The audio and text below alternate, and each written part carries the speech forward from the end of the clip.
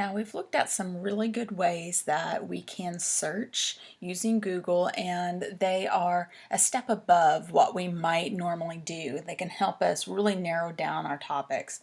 But one other thing that we can do that's a little bit different is look at our topics from someone else's point of view. And I'm going to show you something that I learned not from the Google Teacher Academy, but through hearing Alan November. If you've ever heard of him, he is a very good ed tech guru, and he taught me how to search like this. So I'm going to start with kind of a controversial topic. This can be anything, but I'm going to search Iran hostage crisis. Okay. So if I search Iran hostage crisis, I am logged into Google right now. So remember that whenever we are searching in Google and we're logged in, Google is going to remember information from our profile, so things like our gender. It's going to remember things that we have searched previously. It's going to remember our location, geographical location, and things like that. So it's going to try to tailor our results to what it thinks we need. Okay, so whenever I just search Iran hostage crisis, then let's look at my results. First of all, there are more than 2 million. And of course, with everything, Wikipedia is the first result. Not that I have a problem with Wikipedia, but it's always at the top of our list there. Then we've got history.com, pbs.org. We have history.state.gov, cnn.com, whitehousehistory.org, info please, that's a good one. We've got bbc.com, so you know that is usually a pretty good news source, just like CNN or anything else. But I want you to think about what kind of resources these are. All right, so here in just a second, I want you to pause your video, and I just want you to think, if I were to categorize these resources into a particular category, what would I call that? Pause your video and think about that. Now, you may have come up with categories like news and .govs or news and .orgs or something like that. And you know what? I could go up here and search .gov and see if that is any better.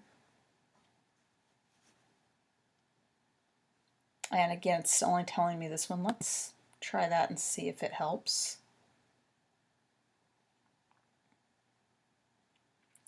Kind of. Slightly better. All right. Let me go back to my original search here. This is what I had.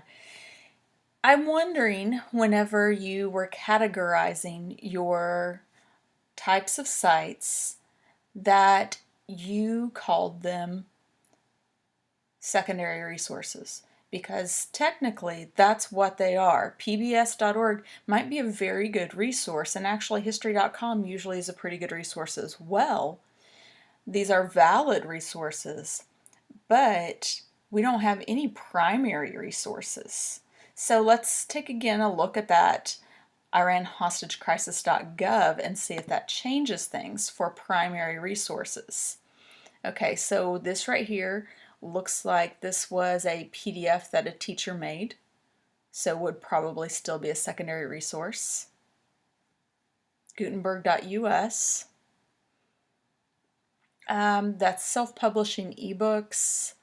We'd have to take a closer look at that just to know for sure if it's going to be primary or secondary. Congress.gov might. This was on Prezi, so it definitely isn't. In fact, it is just about using Google, so it's pretty much the same thing that I'm doing with you right now. Okay, so I'm still not really getting what I need here. So I'm going to take it one step further. every country has a country code, okay? So that's the reason why whenever you look here at this, you see the .us. This was something that was published in probably Massachusetts, and it is in the United States. That's the reason why it has the US there. Every country has a country code, and I don't know all of them, but here's what you can do. You can just search country codes,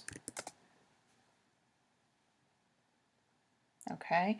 And so this country code, phone codes, dialing codes, telephone codes, let's see if that will give me what I want.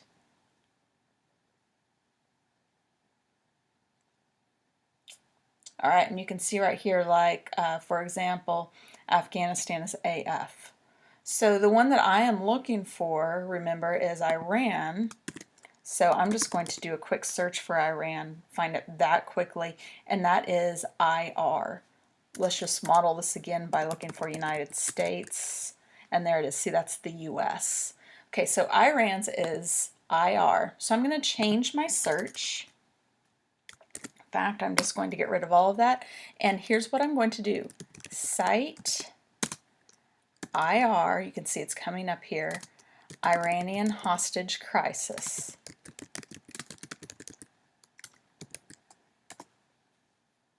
And the reason why it was coming up is because I've searched this before. Now let's look at our results. Okay, so right here, news.aqr.ir.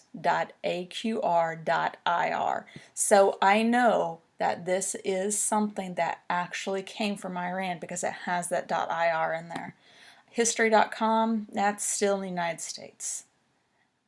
In fact, I think that was on our last one. Okay, here's one that may work. This one came from Iran, and this is someone's bio, so they may have some information about that. It looks like he might have been involved according to the little description that I've got there. All right, so again, this one looks like that is from the United States. A lot of these still are from the United States. Let me try this.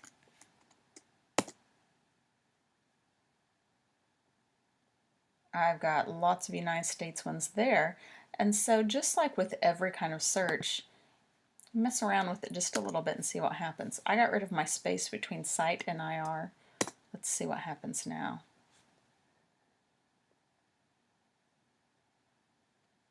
Okay. This one looks a little bit different. America's political moves after the Iran embassy. This could be a very good source for us. We've got some YouTube videos here and information continuing to go back. So this may very well work for me.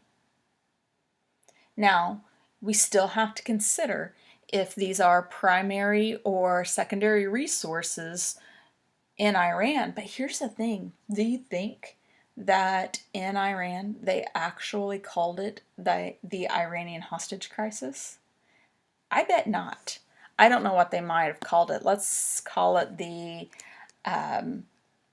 Iranian Revolution. I have heard that before, so let's see if that works. And there we go.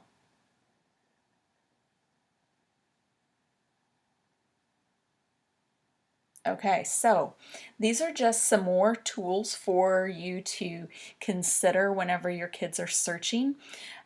This works for anything. I like to use a controversial topic like this just because it's really good to look at these different viewpoints, and this is something that happened long enough ago that it wouldn't be something that would be personal to a lot of your students. It would really just be about trying to find out both sides.